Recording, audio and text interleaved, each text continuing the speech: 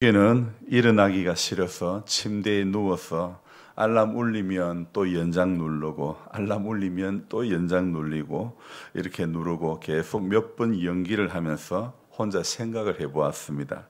만약 오늘 새벽 기도를 무단 결거를 한다면 어떻게 될까 이런 생각을 해봤습니다. 그냥 아무 생각 없이 한번 푹 원 없이 쉬고 싶다 이런 마음이 제게 들었죠.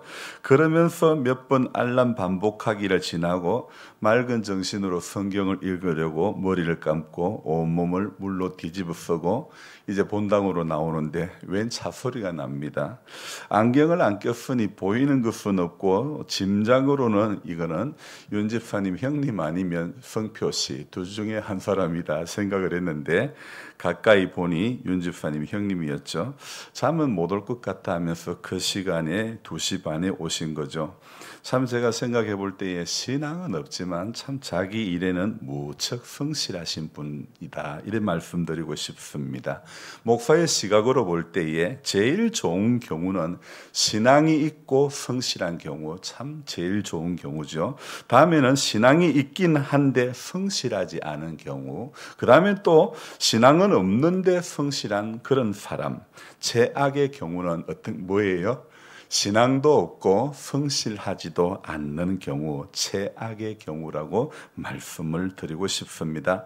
솔직히 저는 두 번째, 세 번째는 뭐가 더 나은지 모르겠습니다. 신앙은 있는데 성실하지 않는 경우와 신앙은 없는데 성실한 경우, 차라리 저는 후자에게 더 점수를 주고 싶습니다. 신앙이 없긴 하지만 성실한 사람은 언제라도 전도할 기회가 있겠지만 신앙이 있는데 사람이 성실하지 않는 경우는 하나님의 영광을 가리기가 쉬운 것이죠. 고로 저는 제일 좋은 경우의 수를 생각하며 기도합니다.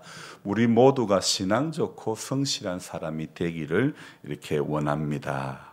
여러분, 그러면 금상첨화이지 않겠습니까? 문제는 두 가지 경우의 수입니다. 신앙은 있는데 성실하지 않는 경우와 신앙도 없고 성실하지도 않는 경우, 제일 힘든 경우의 수이고 이렇게 되지 않기를 기도할 뿐입니다. 하나님과 예배에 대해서도 마찬가지입니다. 예배에 성실하지 않는 사람은 결코 그 신앙을 보장할 수가 없습니다. 정해진 예배에 성실한 사람이 신앙이 올곧게 자라가는 것이고 정해진 예배에 불성실한 사람은 그 사람의 신앙이 보장될 수가 없는 것 같습니다. 그러니 저는 생각하기를 하나님에게도 사람에게도 성실한 경우가 최고이지 않을까 이렇게 말씀드리고 싶습니다.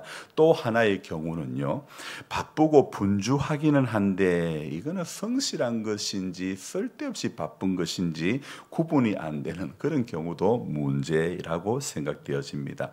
저는 이 전도서 12장을 시작하는 말씀이 이렇게 기억이 나는데 거기에 어떤 말씀이냐면 그 말씀은 제가 좀 이따 읽어드리고 제가 이제 주장하고 싶은 것은 사람이 나이가 들수록 창조주를 기억하는 것이 마땅하다는 것입니다. 전도서 12장에요. 집사님 이런 말씀이 나옵니다.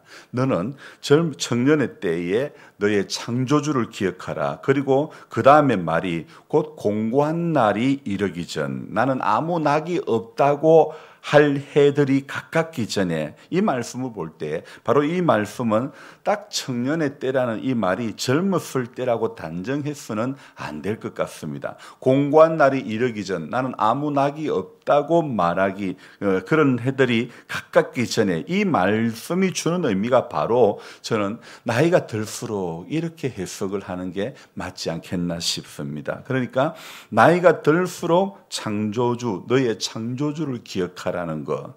여러분 사람이 나이가 들수록 창조주 하나님을 기억하는 그런 성도가 되어야지 하나님께도 고집불통 사람에게도 고집불통 그래 되면 안 되는 것입니다. 오늘 사무엘상 25장에는요 시작하는 1절이 어떻게 시작합니까? 사무엘이 죽음에 자, 이 사무엘의 죽음, 여러분 성경에 모세가 죽음에 여호수아가 죽음에 죽기 전에 뭐 고별 설교하고 뭐 온갖 뭐 많이 있던데요. 그런데 오늘 이 사무엘의 죽음은요, 사무엘은 이 사람은 뭔 실수했다 이런 내용이 하나도 없는 사람이라고 며칠 전에 말씀드렸죠. 그랬는데 사무엘의 죽음에 있어서 사무엘은 무슨 고별 설교를 했다 뭐 그런 이야기도 없고, 사무엘이 죽음에 이스라엘 무리가 모여 그를 두고 슬피 울며 라마 그의 집에서 그를 장사한지라. 그것이 끝입니다. 그냥 오늘 25장 1절에 그게 끝입니다. 저는 이 1절을 보면서 이 사무엘의 죽음은 별로 존재감이 없어 보인다는 느낌. 왜 달랑 1절 한 절에만 소개를 하고 있기 때문이죠. 여러분, 저는 오늘 1절을 보면서 이렇게 생각해 봅니다. 기도하는 사람은 자기가 소개되어지지 않아도, 자기가 드러나지 않아도 아무런 문제가 되지 않다는 것. 반면에 기도하는 사람이 아닌 경우에는 언제나 다 자기가 드러나야 되고, 자기가 드러나져야 되고, 자기의 존재가 소개되어져야 하고, 그런 것을 너무도 당연히 여기지만, 그러나 기도하는 사람, 기도의 사람에게는요, 자기는 없어지고 자기는 소개되어지지 않아도 예수님만 드러나면 만족하게 되는 것입니다. 사무엘의 죽음에 대한 소개는 달랑 1절 한 절, 그것도 끝부분에 다윗이 일어나 바란 광야로 내려가니라 되어 있으니까 1절 한 절도 미처 다 할애되지 못하고 있는 것이죠. 그러니까 그리고 나머지의 25장의 이야기는요, 화제가 바뀝니다. 주인공이 바뀝니다. 누구의 이야기로 바뀌냐면 나발과 아비가일 이야기로 바뀌는 것이죠. 성경은요, 오늘 이 2절에 소개하기를 이렇게 시작하고 있습니다. 마온에 한 사람이 있는데, 자, 이 사람을 소개하기를 마온에 한 사람이 있는데 뭐라고요? 그의 생업이 갈멜에 있고 심히 부하여 양이 3,000마리요 염소가 1,000마리이므로 그가 갈멜에서 그의 양털을 깎고 있었으니. 자, 그리고 3절에는 그 사람의 이름은 무엇이라고요? 나발이라. 나발이라는 사람은 부자였지만은 평판이 그다지 좋지 않았던 사람입니다. 제가 좀 전에 소개드렸던 나이가 들수록 창조주 하나님을 기억하고 또 하나님께도 이렇게 하나님과도 소통하고 사람과도 소통해야 되지. 오늘 이 나발이라고 하는 사람은요, 나이가 들수록 고집불통이 되는 것 같고 사람에게도 소통이 안 되는, 그러니까 이 사람은 부자이지만 평판은 별로 안 좋았던 사람이라는 거죠. 그리고 이 나발이라는 사람의 이름은 미련하다, 악했다, 그래서 그런 뜻이, 그리고 완고하고 행실이 악하고 그는 갈멜 족속이었더라, 이렇게 소개하고 있죠. 그리고 반면에 이 3절에 그의 아내는 이름이 뭐라고요? 아비가일이다. 이 아비가일은 아버지는 기뻐하신다, 이런 뜻인데요. 그의 아내 이름은 아비가일이라. 그 여자는 총명하고 용모가 아름답다, 이렇게 소개하고 있죠. 자, 성경은 왜 2절 끝에 그가 갈멜에서 양털을 깎고 있었으니, 그리고 3절 끝에 그는 갈렙 족속이었더라, 이렇게 소개하고 있는데, 이 갈멜 족속이라는 것을 왜 성경은 소개하고 있을까, 알려주고 있을까? 이 갈멜이라고 하는 곳은요, 현재 이 당시의 왕인 사울의 기념비가 세워진 곳이고 사울의 영향력이 아주 지대하게 미치고 있는 지역이 바로 갈멜이라고 하는 지역입니다. 한마디로 이 나발은 지역주의적인 성향이 굉장히 대단한 사람이라는 사실을, 갈멜 족속이었더라, 이렇게 말하는 그런 것으로 보입니다.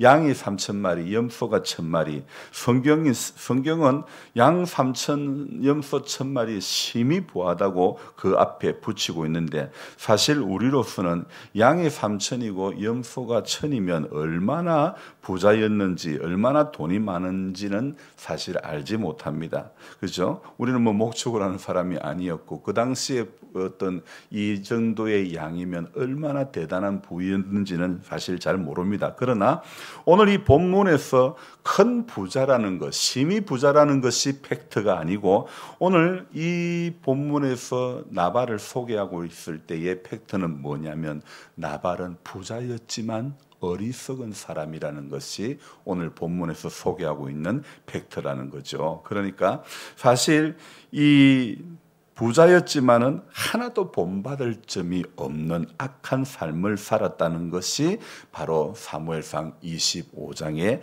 나발을 소개하고 있는 내용이라는 것입니다. 사실 이 나발은 누구 때문에 큰 부자로 살아갈 수 있었던 것일까요?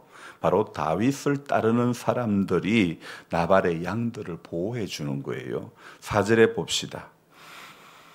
4절에 보면 다윗이 나발이 자기 양털을 깎는다 함을 광야에서 들은지라.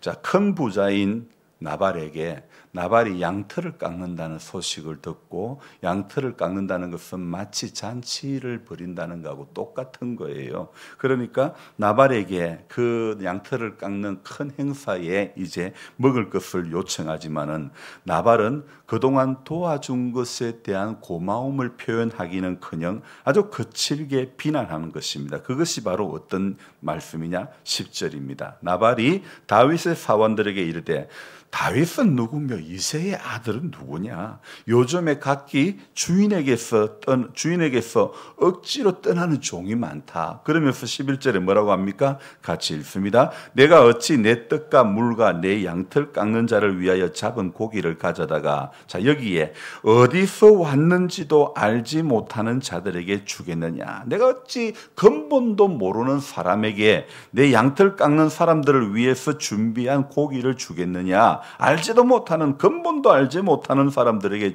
주겠느냐 이런 이야기를 하죠.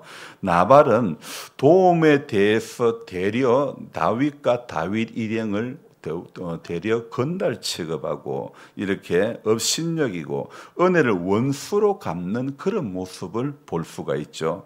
여러분 성도는요 은혜를 은혜로 알아야 되고 은혜를 갚아야 되는 것입니다. 왜냐하면 우리가 누리는 모든 것은 당연한 것은 하나도 없는 것입니다. 모든 것이 정말 그 은혜였어. 모든 것이 은혜이기 때문입니다. 마치 이 나발은 자신이 왕이라도 된 양 큰 잔치를 벌이고 다윗을 비난했던 이 나발. 이 사람은 정말 이름의 뜻처럼 어리석은 사람입니다. 자기를 죽이려 오던 이제 다윗 일행을 부인 아비가일이 막았다는 그 사실조차도 모르고요. 그래서 18절에 뭐라고 말합니까? 18절에 어떤 일이 일어납니까? 다윗 일행이 이제 나비가일의 그 배은망덕한 모습을 보고 나발을 죽이려고 오니까 부인 아비가일이 어떻게 합니까? 18절 같이 읽습니다. 아비가일이 급히 떡 200덩이와 포도주 2가죽 부대와 잡아서 요리한 양 5마리와 볶은 곡식 5세아와 금포도 100송이와 무화과 뭉치 200개를 가져다가 나귀들에게 싣고 자 부인 아비가일이 예물을 다윗 일행에게 주며 이제 남편을 죽이는 일을 막는 겁니다. 그런데 어떻게 됩니까? 37절, 38절 봅시다. 이 이야기를 부인에게 들었더니 37절에 아침에 나발이 포도주에 깬 후에 그의 아내가 그에게 이 일을 말하매 그가 어떻게 됐다고요? 낙담하여 몸이 돌과 같이 되었더니 38절도요. 돌과 같이 되고 나니까 38절에 어떻게 해요? 한 열흘 후에 여호와께서 나발을 치심에 그가 죽으니라. 여러분 이게 어떤 이야기입니까? 욕심 부린 어리석은 사람의 말로가 이렇게 된다는 것이죠. 하나님과 소통하지 못하고 사람과 소통하지 못하고 고집불통의 인생의 마지막 말로가 이렇게 되는 것을 우리에게 잘 보여주는 것이죠. 지혜가 없기 때문에 하나님을 아는 지혜가 없기 때문에 생겨진 일이라고 볼 수 있죠. 만약에 나발이 욕심 부리지 않고 부자로서 부하게 해주신 하나님의 은혜에 감사하는 그런 삶을 살았다면 주신 말씀을 즐거워하며 감사함으로 지켰더라면 그는 나발에서 벗어나는 어리석은 사람에서 벗어나는 그런 사람이 될 수 있었을 것입니다. 그런데요 성경은 사람의 사람의 이름을 참 이렇게 정해놓고 이제 이름을 이야기하고 그 이름을 해석하는 걸 보면요, 자, 이 사람의 이름 그대로네, 이름 그대로이더라고요. 이름 그대로 살아가지는 것, 참 그거 뭐 우리 한국적인 정서에서도 어떤 사람에게 이름을 전할 때도 참 이런 뜻으로 살아가라, 이런 뜻으로 너는 그 인생을 살아가는 그런 의미로 이름을 지어주는 것 아닐까요? 정말 나발은요, 정말 이 자기가 주인된 삶을 살았기 때문에 결국은 몸이 어떻게 됩니까? 낙담하고 돌이 되어 이렇게 굳어서 이렇게 낙담하고 여호와께서 치심에 죽으니라, 이렇게 끝이 나고 마는 것이죠. 여러분, 내가 주인인 사람 어리석은 사람입니다. 돈도 내가 주인이라고 생각하는 사람은 어리석은 사람입니다. 주님이 주인인 것을 인정하는 사람, 새벽의 시간도요, 주님이 주인인 것을 인정하는 사람이요 지혜로운 사람입니다. 오늘 이 나발은요, 돈은 있어도 참 어리석은 사람입니다. 돈은 있어도 평판이 좋지 못한 인생입니다. 돈은 있어도 하인에게, 일하는 사람들에게 좋은 사람이라 인정을 못 받는 그런 모습임을 우리는 볼 수가 있죠. 그래서 저와 여러분들은 오늘요, 나발의 길을 걸어가면 안 되는 것입니다. 주님이 주인인 삶, 그것을 우리가 그런 삶을 살아가야 되는 것입니다. 부자이면서도 책임을 감당할 줄 아는 사람이 하나님의 사람이고 지혜로운 사람이고 성경이 인정하는 삶이 될 수 있는 것입니다. 그래서 오늘 이 하루도 살아가면서 저와 여러분들은 이 우리 사무엘 25장의 이야기, 첫 번째 1절의 사무엘의 이야기는 달랑 한 절도 다 못 되고 있지만, 그러나 기도하는 사람은, 기도의 사람은 자기가 드러나지 않고 자기가 소개되어지지 않아도 아무런 문제가 안 되는 거예요. 반면에 우리가 기도의 은혜가 없고 기도하는 사람이 아니라면요, 그저 자기가 드러나야 되고 자기가 소개되어져야 되고 자기가 어떤 사람들이 알아주는 존재감이 있는 사람이 되어야 그것에 만족하는데, 여러분, 우리는 오늘 사무엘의 죽음이 소개되는 이 달랑 1절도 안 되는 이 내용을 보면서 기도하는 나는 없어져도 아무런 문제가 안 됩니다. 오직 누구만 드러나면 되는 거예요. 예수만 드러나면 돼요. 예수님만 드러나면 기도하는 내가 이 땅에 길면 강건하면 70이요 80이라고 했던 인생의 연소를 사는 아무것도 아닌 내가 드러나는 것이 뭐가 중요합니까? 기도하는 사람은 예수가 드러나고 기도하는 사람은 하나님의 은혜가 드러나는 것이 중요한 문제인 줄로 믿습니다. 그래서 오늘 나는 죽어지고 나는 없어지고 나는 드러나지 않아도 오늘 나발의 삶을 살아가는 것이 아니라 심히 부자지만은 인정받지 못하는 어리석은 인생의 길을 걸어가는 것이 아니라 오늘 아무것도 없고 부족한 것이 매 한 가지고 평소에도 늘 있는 것보다 없는 게 더 많고 건강한 것보다 아픈 게 더 많아도요, 우리는 오늘도 기도하는 하나님의 사람이 되면요, 하나님께서 그 사람을 붙잡아 주시고 그 사람에게 새 힘을 더해 주시고 강건함을 누리고 맛보게 해 주실 줄로 믿습니다. 그래서 오늘 이 하루도 주님이 주인인 것을 인정하는 그런 사람, 그런 인생 길을 걸어가기를 주의 이름으로 축복하며 기도합니다. 기도하겠습니다. 좋으신 하나님 아버지, 사무엘상 25장에서 오늘도 하나님의 말씀하심을 생각하며 우리가 어떤 인생을 살아가야 할지를 다시 한번 생각해 봅니다. 돈은 있었지만은 나발은 참 평판이 좋지 않고 어리석은 사람이었습니다. 바보, 멍청이, 경솔한 자라는 그 이름의 뜻처럼 하나님 도와주신 분들에 대한 은혜를 알지 못하는 은혜로 갚지 못하고 되려 건달 취급하고 근본도 알지 못하는 자들에게 어찌 내 양털 깎는 자를 위해서 잡은 고기를 주겠느냐 하면서 아주 홀대하는 그런 모습을 우리는 보았습니다. 하나님, 나발도 아마 처음에는 이러지 않았을 것 같습니다. 그러나 심히 부자가 됨으로 말미암아 자기가 주인이 되고 하나님이 받을 그 영광을 가로채고 말았던 것이고, 또 그가 그렇게 심히 부자의 길을 걸어오게 올 수 있게 됐던 그 하나님을 잊어버리고 망각했던 그 결과가 바로 이름처럼 어리석은 자가 되고 말았던 것입니다. 창조주 하나님을 기억하면 지혜로운 사람이고 창조주 하나님의 은혜를 기억하지 못하면 누구라도 어리석은 사람이 될 수밖에 없는 것입니다. 인생이 자기가 호흡한다고 자기 인생이 자기 인생으로 아는 것이 또한 어리석은 인생입니다. 하나님께서 심장 뛰게 해주시고 하나님께서 혈관에 수많은 혈관에 피가 다 흘러가게 해주시고 하나님 오늘도 손발이 따뜻하게 해주시고 걸어올 수 있고 말할 수 있고 생각할 수 있는 이 모든 것이 하나님의 은혜인 줄로 믿습니다. 수많은 은혜로 지금까지 살아왔사오니 남은 인생 주님 앞에 설 때까지 내가 주인인 인생이 되지 않게 해주시고 말씀대로 살아가며 하나님이 주인이신 그 인생을 살아가는 모두가 되게 해 주시옵소서. 또 한 주간 삶의 자리에서 신앙 좋고 성실한 한 사람이 될 수 있도록 도와주시옵소서. 감사를 드리며 예수님의 이름으로 기도드리옵나이다. 아멘. 간절한 마음으로 주여 부르고 기도합니다. 주여